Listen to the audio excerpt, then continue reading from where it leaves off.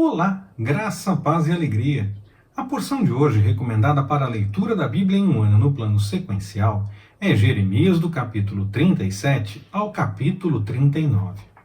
Na porção anterior eu falei que Jeremias parecia já não estar preso, porque ele é protegido pelo Senhor quando tentam ir atrás dele, Baruque também é protegido, não são pegos e essa coisa toda. Mas em algumas versões, Jeremias alega o fato de estar preso por não poder, para explicar a razão dele não poder ir até o templo. Então você pode ter lido isso, mas se nós observarmos esse contexto, se depois mandam buscar Jeremias e não o encontram, se ele estivesse simplesmente preso num local específico, ele seria facilmente encontrado. Então eu acredito que aqui seja mais aquela coisa das medidas restritivas que algumas vezes acontecem, em que a pessoa não pode ir a determinados lugares, não pode estar fora de casa em determinados horários, tem que se apresentar à autoridade em determinados dias e horários, não pode ter contato com esse ou com aquele, não pode usar determinado meio de comunicação. Essas coisas assim. Me parece mais essa realidade que Jeremias fala de estar preso, mas na verdade ele está sofrendo medidas nesse sentido e por isso então quando vão procurá-lo, não chegam a encontrá-lo, como nem a ele nem a Baruque, e ele acaba sendo poupado naquele momento pelo que o texto nos diz. Por conta disso eu entendo que Jeremias estava em situação de não totalmente solto, mas também não estava completamente encarcerado, completamente preso. Ele estava numa situação em que ele tinha algumas medidas restritivas e uma delas era não ir ao templo. É como dá para entender desse contexto daquele texto. Por isso que eu já falei que então o texto mostrava que parecia que Jeremias não estava preso. Mas como em algumas versões pode aparecer exatamente essa justificativa para ele dizer para Baruque que vá lá e fale, então que ele estava preso e não poderia ir, então valia aqui uma observação para que fique mais claro e mais entendido a respeito do que o texto parece realmente estar nos dizendo naquele momento. Bom, por dizer aquilo que o Senhor orientava e revelava, Jeremias acabou sendo rotulado como quem estava a favor dos caldeus. Muitos fazem o mesmo nos nossos dias. Em vez de tentar discernir melhor as coisas, preferem um rótulo para tentar explicar de maneira mais simples aquilo que preferem dizer das coisas ou das situações, ou até mesmo de pessoas. Em vez de pensar no todo da situação, do que está realmente acontecendo. Fica mais fácil explicar de uma maneira mais simples. Só que às vezes essa explicação mais simples é mentirosa, é falsa, não é verdadeira. Ela não se aplica realmente àquela situação. E assim, é muito triste ver até mesmo cristãos entrando nesse jogo. Muitas vezes com mentiras, com interpretações erradas, estranhas.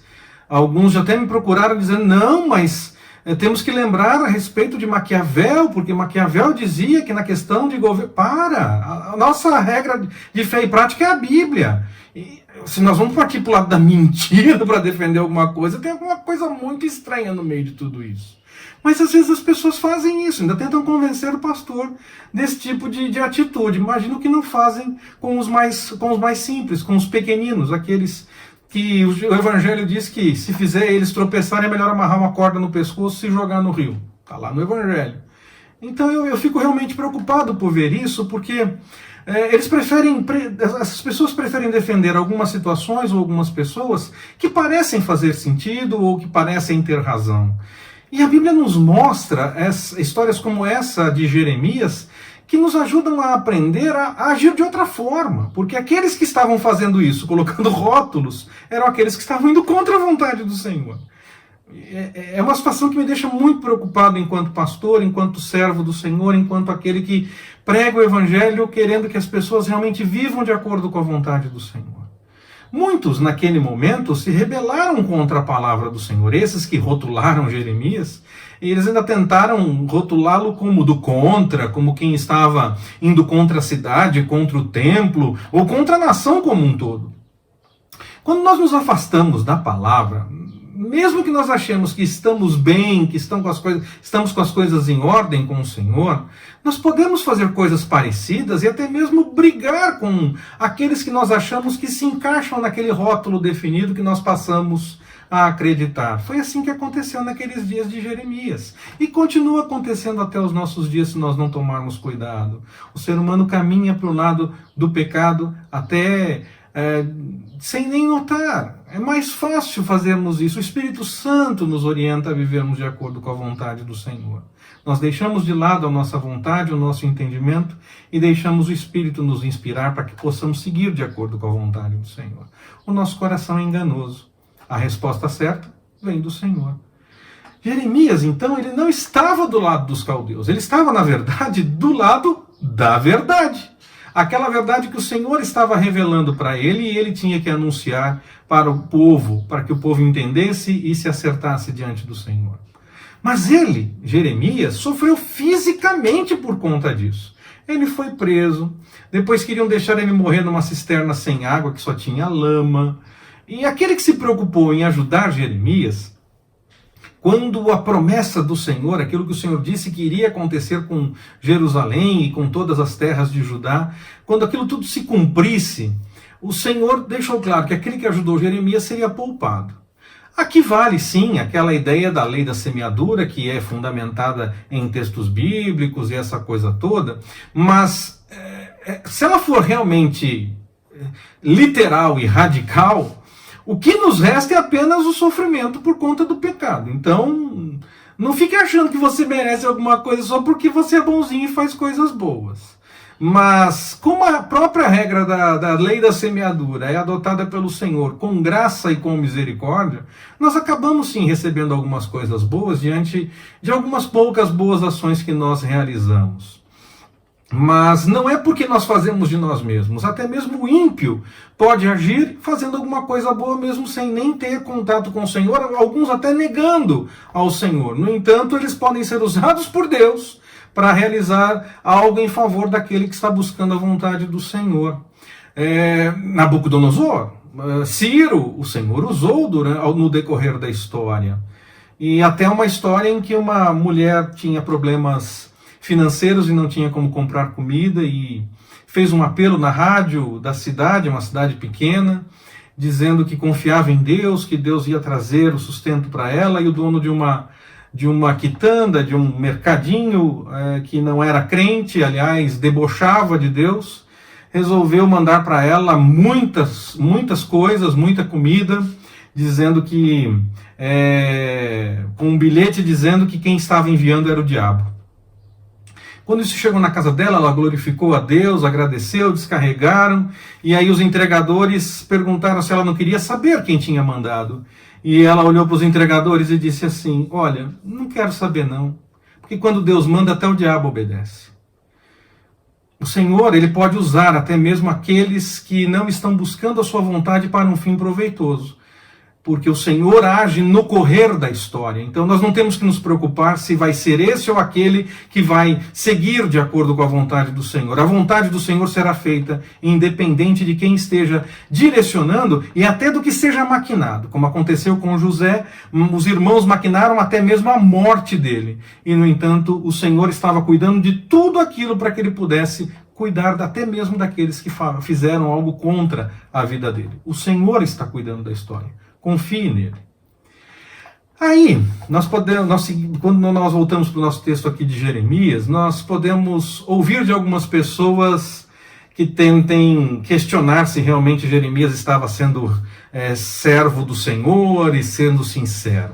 Eles podem questionar o seguinte dessa passagem da leitura de hoje, da porção que nós lemos para a leitura da Bíblia em um ano no plano sequencial. Ele topou dizer aquilo que o rei combinou com ele, em vez de dizer para as outras pessoas que perguntassem para ele tudo o que ele realmente falou para o rei. Algumas pessoas podem dizer isso, e aí eu vou dizer, bom, se você ler o texto todo, você vai ver que Jeremias não mentiu. Ele, em um momento específico, realmente procurou o rei com aquela demanda que o rei falou para que ele dissesse para as pessoas caso alguém procurasse, que ele não queria voltar para aquela prisão específica. Essa demanda Jeremias realmente apresentou diante do rei. Então, ele não estava mentindo. Ele não contou tudo, por quê? Porque o que ele contou para o rei era algo que o rei tinha que tomar uma atitude. Era algo direcionado ao rei.